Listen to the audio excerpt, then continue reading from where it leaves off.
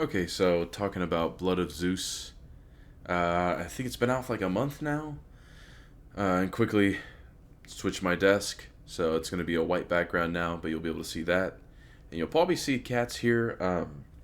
I've had to record this a few times because my cats have been just crazy, so hopefully this time it works. But yeah, so this American anime, I guess is what I'll call it, anime, whatever, um, is right off the bat, I'm going to say go watch it for sure.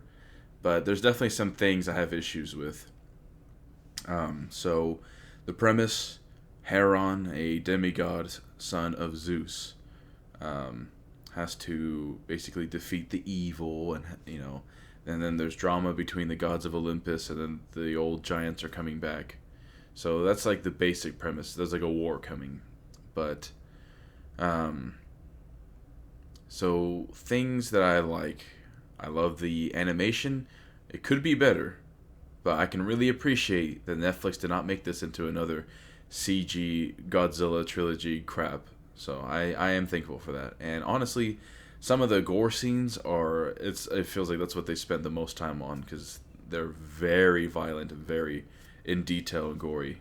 But um, yeah, the graphics, the voice acting, I think is overall pretty good. They have like two or three voice actors from Castlevania in here, so that's always nice and appreciated.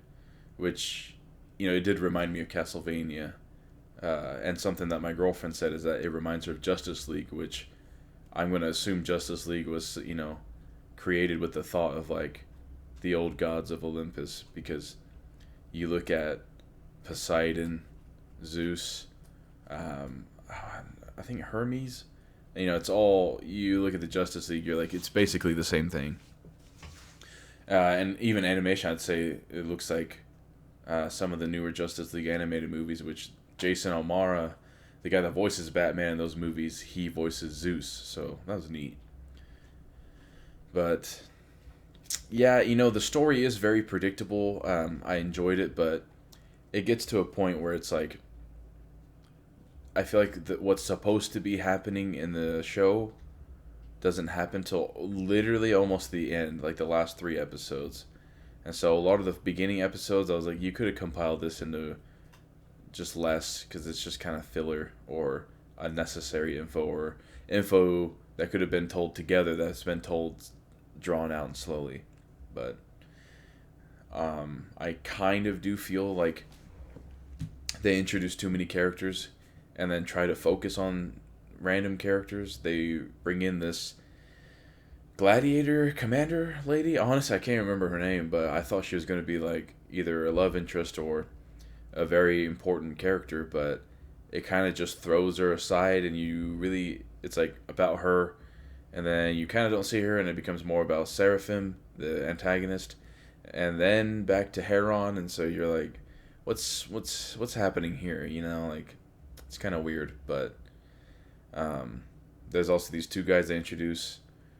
They're pretty cool, but in my opinion, it felt like they were just mimicking Trevor Belmont from Castlevania, and then, I mean, I don't want to say it like this, but the black guy also from Castlevania, the priest guy.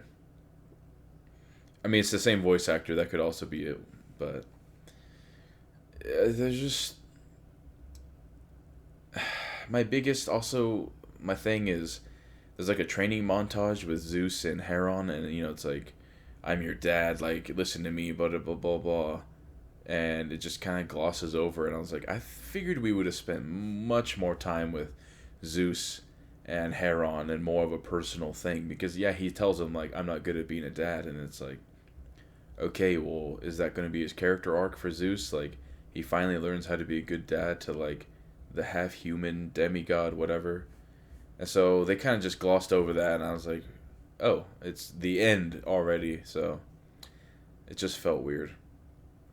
Um, but I guess those were the main negatives. I like the antagonist Seraphim. It's very predictable on the story of Seraphim, Heron, the gods, and all that. I was like, ah, the old trope. And in my opinion, they didn't do a good job of explaining in the beginning how long Seraphim's been a demon and all that, because he speaks as if it's been happening for a while, but then you figure out that he's only been a demon guy not that long, and so I was like, oh, okay, that's weird. And of course, the ending kind of has sequel bait, cliffhanger stuff. So I do recommend watching it. It's enjoyable. It's just kind of all over the place in my opinion, but good graphics, good voice acting, good action, good gore, drawings. So yeah, check out Blood of Zeus. It's on Netflix, so check it out whenever you can. That's going to be it for this video, and I'm out.